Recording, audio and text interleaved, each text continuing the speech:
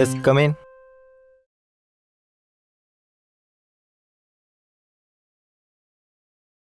சொல்லுப்பா தம்பி. Hostel admission. ஆனால் எந்த ரூமும் வேக்கண்ட்டாக இல்லையே. யார் உனக்கு அட்மிஷன் போட்டது? வேக்கன்சி சார் தான் அட்மிஷன் போட்டாங்க.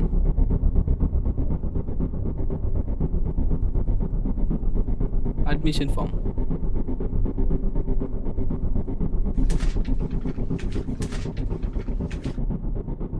இருப்பா கேட்டு சொல்கிறேன்.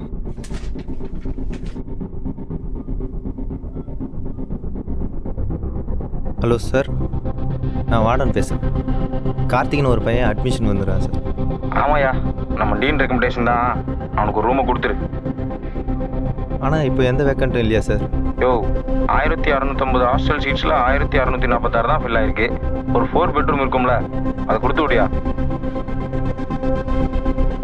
சார், ஏ பிளாக்ல செகண்ட் ஃப்ளோரில் அந்த ரூம் தான் சார் இருக்குது. யோ, மேனேஜ்மெண்ட்லேயே சொல்லிட்டாங்க அந்த ரூம் கொடுக்கலான்னு. நீங்கள் ஏன் இப்படி கரிசல் பண்ணுறீங்க? அந்த ரூம் அவனுக்கு கொடுங்கயா. ஆனால் சார். யோ, என்னதான்யா உங்கள் பிரச்சனை? அந்த ரூம் அவனுக்கு கொடுத்து தான் தொலைங்களையா. Okay sir. A block second floor பாப்பா, அங்கே ஃப்ளோர் இன்சார்ஜ் இருப்பார், நான் சொல்லிடுறேன். Okay sir. தம்பி, ஒரு ரூம் நம்பர் 202. தம்பி இதான்ப்பா ரூமு.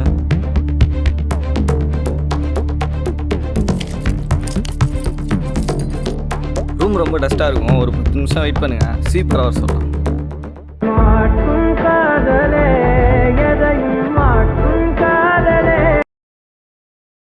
ஹலோ,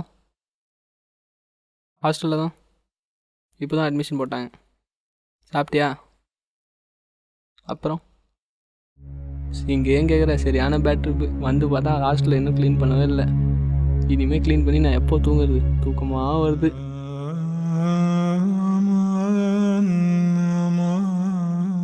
ஏண்ணே அங்கேன்டா உள்ளாண்ணே? நீ உள்ளே இருந்தே வாரி போடு, நான் வெளில அள்ளிக்கிறேன்.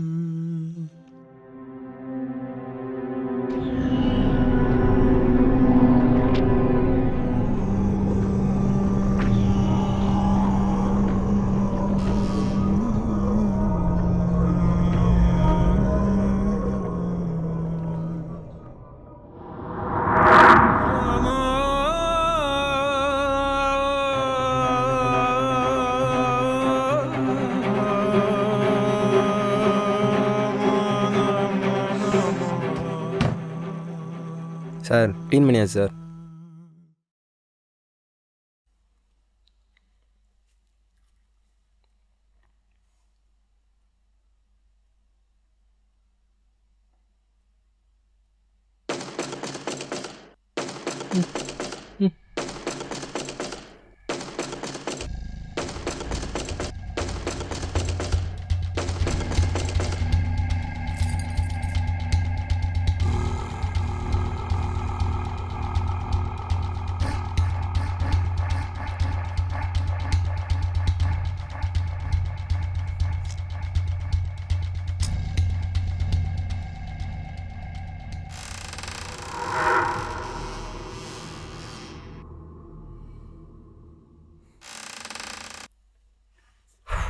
பிரம்மையா?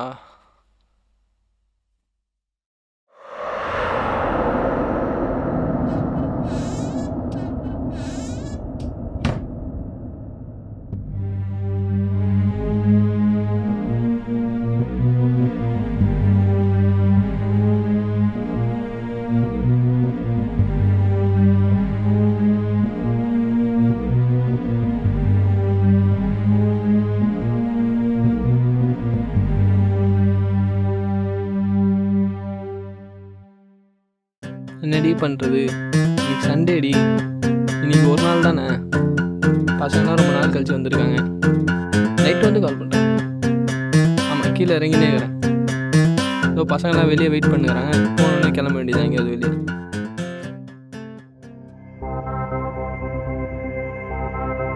என்னண்ணே அப்படி பார்க்குற? ஒன்றும் இல்லை, வா.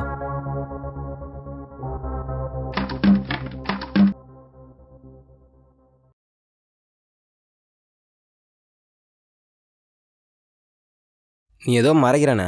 அந்த ரூமை பார்த்தாலே ஒரு மாதிரி ஆயிடுறா. என்ன மேட்ரு? சொல்கிறேன். ஓஜா போர்ட் பற்றி கேள்விப்பட்டிருக்கியா? ஸ்கூல் படிக்கிறப்ப பிளாக் போர்டே ஒழுங்காக பார்த்தது கிடையாது, இதில் இந்த போர்டு வேறையா?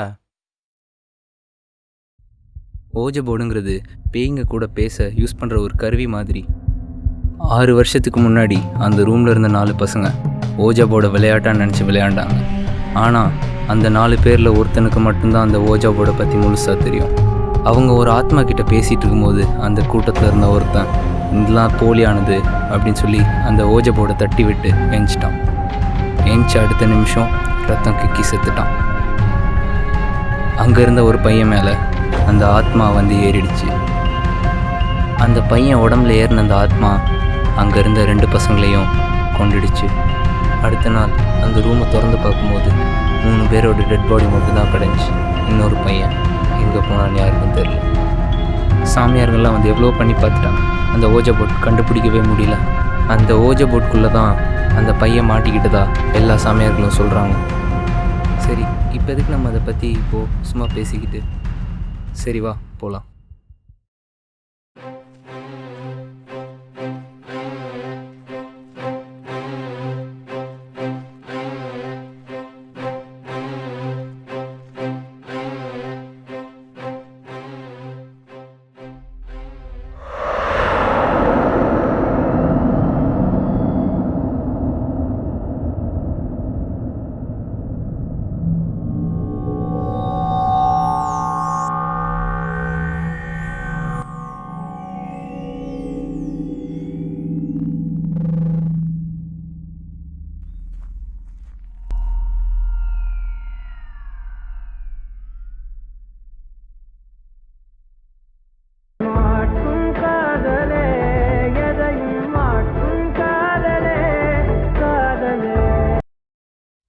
ஹலோ சொல்லுடி.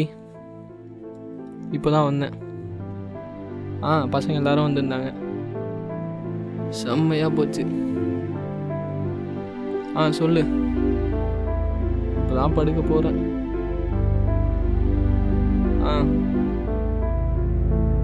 ஓகே சரி, பாய்.